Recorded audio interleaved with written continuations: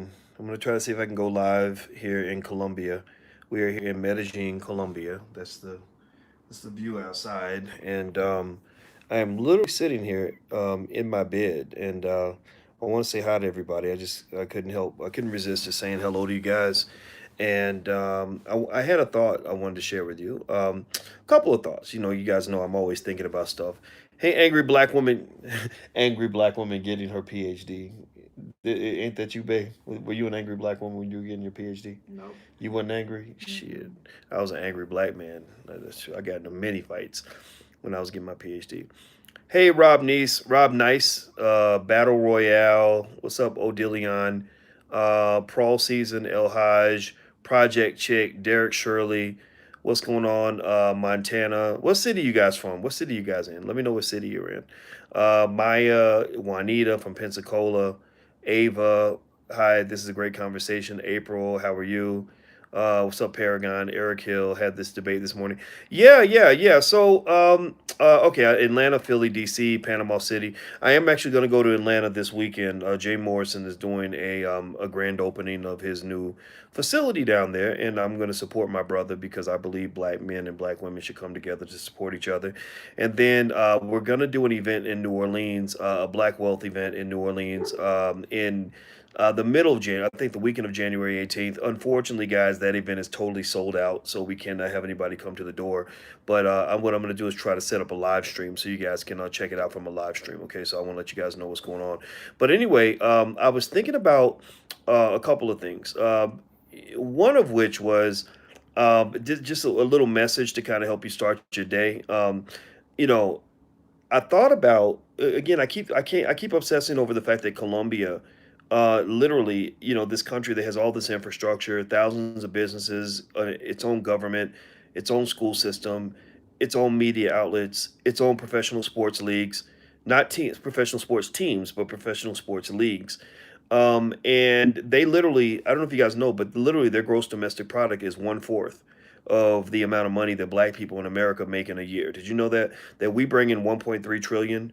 Their GDP, last I checked, is about 350 to 400 billion dollars a year, right? So we rake in at least three times, maybe as much as four times more per year than they do. But I got to deal with black people who are so small minded in our thinking that if you tell black people like, oh, we could afford as a community to go buy the Dallas Cowboys, like they don't believe that's possible. Or we can have our own sports league. We used to have the Negro leagues and they were actually better than the NBA and the NFL. Well, no, that's not possible. Black people can't do that. Black people don't have any wealth. If you tell them, the NFL was started by people that literally had, less money, far less money than a Jay-Z or people like that. They're like, no, that's not possible. We can't do it. We can't do it. So I realized that the biggest thing white people took from you was not so much just your wealth. They also took your confidence. They stole your belief in yourself. They stole what your ancestors had in terms of your desire to build, your vision, your passion, your commitment to actually doing things on your own. So, to some extent, when we battle white supremacy, we're not just battling white people. The battle of white supremacy actually starts with battling the white supremacists inside of you. What is it inside of you that makes you believe that there are things that white people can do that you can't do? What is it inside of you that makes you believe that they can have their own school system but you can't do it? What is it inside of you that makes you believe that they can go buy the Buffalo Bills and the Chicago Bears and you can't do it? What is it inside of you that makes you believe that they can have a school system or they can have media outlets or they can have their own institutions and you can't do it, right? So remember white supremacy, and this is some next level shit. That's why I tell you guys that this is the platform for intelligent black people, because regular black folks won't understand this for about 50 to 100 years. We are literally ahead of our time in terms of how we think. We're literally on another level. And so a lot of the things I'm saying to you in 2019 are things that won't be commonplace until the year 2119. So that's what it is. Is that coming from our place? It's downstairs. Damn, they jamming down here, ain't they? So anyway, all right. So let me keep going. Maybe I should walk in the other room. It's so loud. It may be louder in the other room. That's like our kids wouldn't be playing that. Anyway, okay. So hit the thumbs up button. By the way, please hit the thumbs up button. And sometimes I may go out for a second because the Wi-Fi here is But if I disappear, give me like 30 seconds before you hang up, because I'll probably come right back. So anyway, here's another thought that I had. Reparations. Let's talk about that real quick. Okay, so the reparations debate is fascinating to me for this reason. I thought about it, and what is so fascinating about the reparations debate is that it really shouldn't be a complicated debate. Like, I was sitting here thinking, how did we get to the point where we had all these black people fighting over something that is very basic, like reparations? I mean, something that is as basic as, as the number two. Seriously, I mean, reparations is not complex. Let me break reparations down in a nutshell. For 400 years, they have stolen your wealth. You deserve that back. For 400 years, they've stolen your labor. You deserve that back. For 400 years, they committed numerous atrocities against you and your people based on race. You deserve compensation for that. And so, you know, there's nothing to debate at that point. There's nothing complex about that. There's nothing, that requires, having the whole black community fighting over that. And that leads me to even wonder if there was some sort of external effort to create chaos so that it would appear that black people can't even agree on nothing, that we can't even agree on basic things. It's like if you have three kids and you put three candy bars in front of the children, and you say, okay, let's all agree that everybody's going to get a candy bar, and the kids start fighting each other over the candy bars, you're going to be like, what the hell just happened here? Like, this was not calculus. This was very simple. And so I encourage you guys, when you think about the debate thing, and I know you got different perspectives out here, you got different people kind of going at it over the issue. I encourage you to keep it simple. Reparations is simple. There's no give me a yes or no. We're gonna do a quick reparations summit. We're gonna have a reparations summit right here on this podcast. Give me a yes or no. Do you believe black people deserve reparations? Yes or no? Do you believe that we should be compensated for what we've gone through, what was stolen, what was done to us, all the land that was stolen, all the businesses that were destroyed? Yes or no? Give me a yes or no.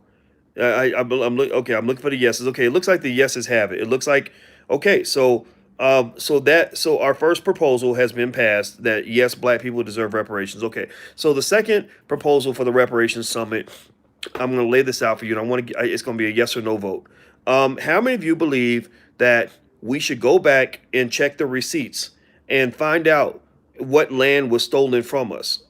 Look up the documentation of farms that were taken where the owner of the farm was murdered and had their land taken. Hey, how many of you believe we should go back and look up how many times a black man or black woman was killed, castrated, lynched, burned alive, or whatever? Also, white folks can steal their business. Give me a yes or no. How many of you believe we should do extensive research, invest, a couple $1 billion, finding out the dollar amount of what was stolen from us, so we can decide what the reparation? Okay, it looks like the yeses have it. Okay, so that's the second resolution that's been passed. God damn, we are so productive. All right, so this summit, the Dr. Boyce Watkins Intelligent Black People Reparations Summit. In fact, take my name off of it. It ain't about Boyce. It ain't about Boyce. It's about you. It's about all of us, right? So the Intelligent Black People Reparations Summit, we passed two proposals. One, that black people do deserve reparations. Two, we should do research to determine the exact dollar amount.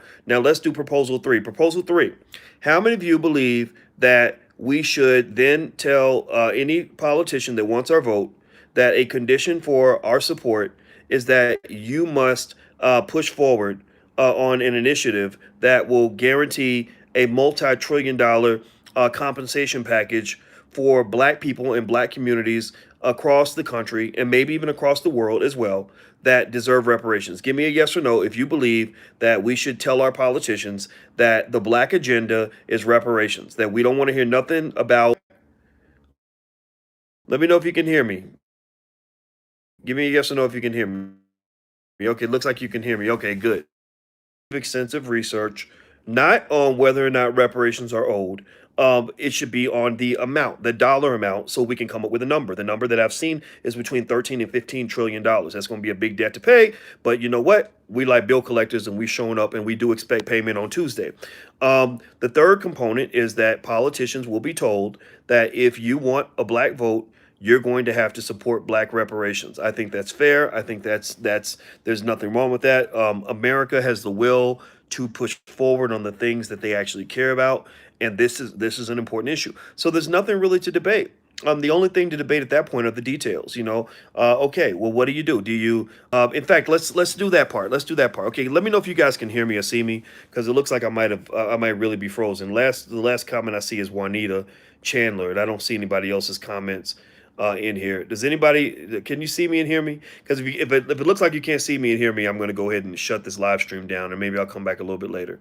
Okay. Well, you know what? It looks like you guys can't see me and hear me anymore, so I'm going to go ahead and end the first annual Intelligent Black People Reparations Summit. And I hope that we gain something from this conversation. If you could, please hit the thumbs up button on your way out if you are able to hear me. I love you guys, and I will see you soon. So take care. Have a good day.